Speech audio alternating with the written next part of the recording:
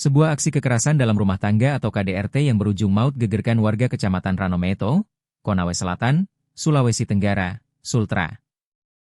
Seorang suami berinisial Is, 28, tega menganiaya istrinya sendiri hingga tewas di dalam rumah mereka.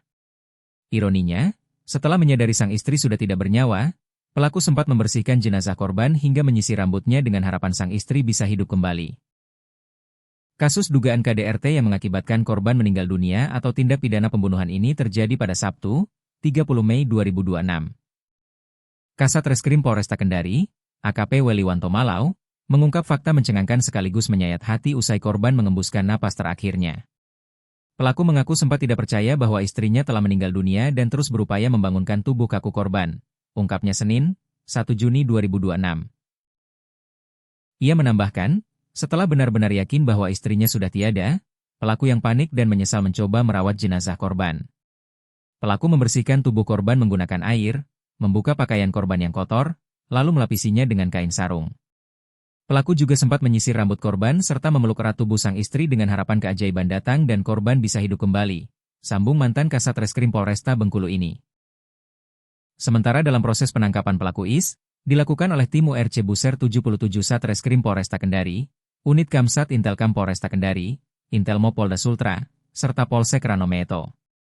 Pelaku Is diamankan pada Minggu, 31 Mei 2026, tanpa perlawanan di tempat kejadian perkara, TKP, yaitu di salah satu perumahan di Kelurahan Ambaipua, Kecamatan Ranometo, Kabupaten Konawe Selatan.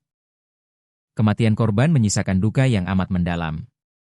Ironisnya, As baru saja merayakan hari ulang tahunnya yang ke-24 2 hari sebelum ia mengembuskan napas terakhir, tepatnya pada Kamis, 28 Mei 2026. Tidak butuh waktu lama bagi pihak kepolisian untuk mengungkap kasus ini.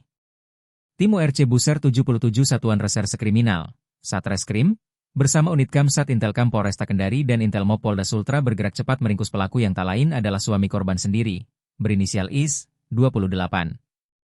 Ditemukan bersama balita 2 tahun saat pertama kali ditemukan pada malam hari, jasad korban terbaring tak berdaya di dalam rumah. Mirisnya, jenazah mama muda ini terbujur kaku di samping anak sematawayangnya yang masih berusia sekitar 2 tahun.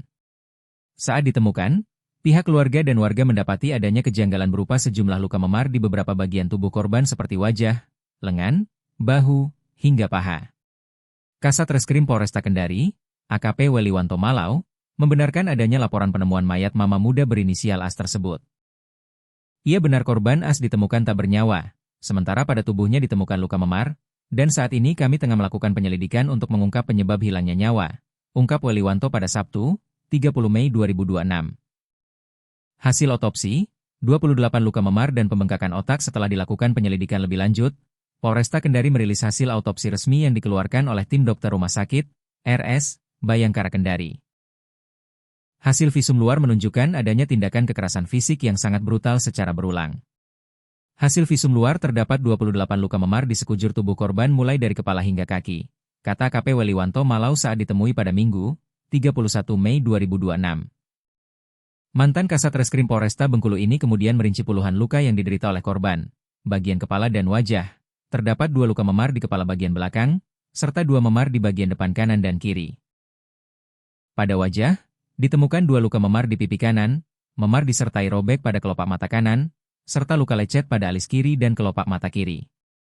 Bagian dada dan lengan, 1 luka memar di dada bagian tengah, 2 luka lecet pada bahu kanan, 3 luka memar di lengan atas kanan, 1 memar di lipatan dalam siku kanan, serta 1 luka lecet tekan di bagian belakang siku kiri, bagian bawah tubuh. 1 luka memar di panggul kiri, 2 memar bagian atas dan 1 memar bagian luar pada paha kanan.